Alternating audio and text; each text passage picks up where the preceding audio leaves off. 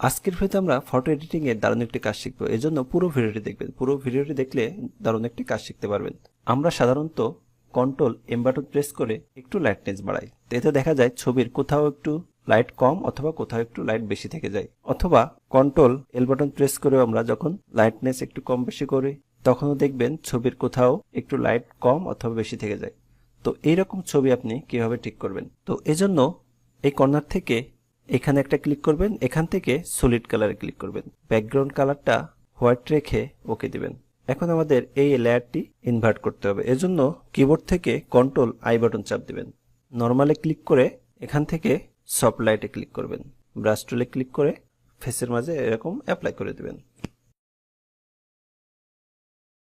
এরপর আমরা এই দুটি লেয়ার এক করে নেব কন্ট্রোল ই বাটন প্রেস করে। এখন ইমেজ থেকে অ্যাডজাস্টমেন্ট, এখান থেকে কার্ভ সেটটা ক্লিক করে আমরা একটু লাইটনেস বাড়িয়ে নেব। একইভাবে ইমেজ থেকে অ্যাডজাস্টমেন্ট, ব্রাইটনেস এন্ড কন্ট্রাস্টটা একটু বাড়িয়ে নেব।